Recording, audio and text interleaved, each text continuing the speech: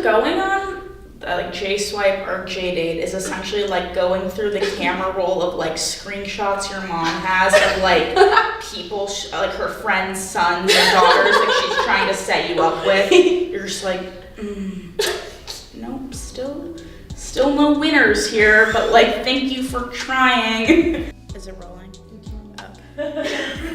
I'm Lily, I'm 19 years old. I'm Ariel, I'm 24 years old.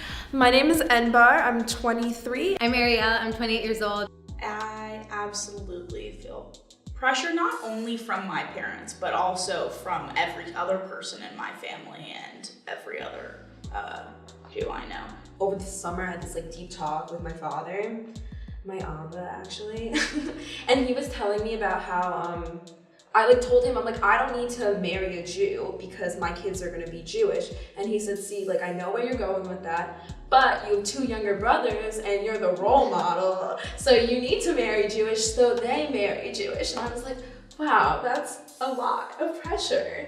I think maybe it was like the last time I was home, my dad was like, so, doesn't matter what gender they are, just make sure they're Jewish. It's like, oh my God, he's never even cared before, but maybe because I'm 28 and like babies and like want grandkids, I don't know. My bubby recently said the exact same sentence to me. I think that there's a lot of pressure that's put on women to like, and also non-binary and trans men to replenish the diaspora in a way that is kind of unrealistic and also unfair, and like there's sort of this guilt that comes along with it that I'm like, because I don't want to have kids, am I bad Jew? Am I not being a contributive member of my tribe, my society?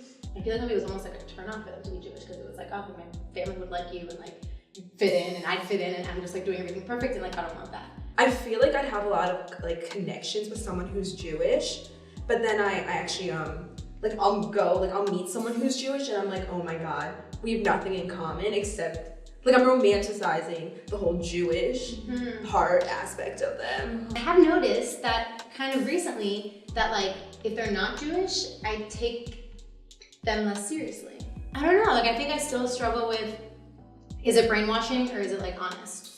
Like from your abuela, like your family? Yeah, I don't know, like if I would like meet someone, we'd go out or whatever and like it might be great, but there was still sort of like some barrier. And I noticed, oh, like I happen to be much more open and more excited if I like knew that they were Jewish. And I notice when I'm with someone who is Jewish, like there's a different sense of like home and familiarity than someone who isn't. I totally feel that. Even if I find someone who I think embodies Jewish values and exudes them, and like, you know, that education is of the utmost importance to them, that they're a mensch, that they care about the world, that they give back, you know, just those values that I feel like Hebrew Day School has instilled in us, and just, you know, being raised in a Jewish household in general.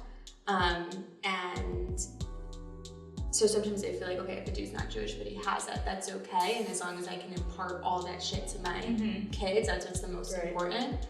I think the political climate super affects how I am learning to identify myself and how dating a Jewish person or building a life and a family with a Jewish person makes sense, because they also, it's like that shared history. And I mean, unfortunately, I guess that like genetic trauma, but also, or generational trauma, but like also it's happening right now. So it's not even from before. It's like literally last year, this year. And I hate to be someone who's like not proud of their identity. I've lived my life so actively proud to be Jewish, and I never want to be put in a position where in that moment I have to be ashamed of who I am or be terrified of who I am. And so being with someone who's Jewish, that gives you that safety and like protection kind of? I think so, yeah. I think it's very hard to confide in someone who isn't Jewish. At least for me, I'm very much like, I don't know what you feel. I don't really want to burden you with something that you'll truly never understand. And then I kind of, there's almost like a burden I feel on myself that like, oh, this is privilege to like not have to feel this all the time.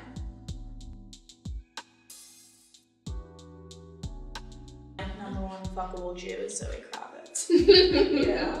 And Lenny Kravitz. We're talking about 100%. Love Lenny Kravitz. Lenny and Zoe? Yeah. together. Together at the same time. No, separate but conjoining rooms. What? No. Just together. I'm picturing it in my head because I just can't not. And it's not gross. It's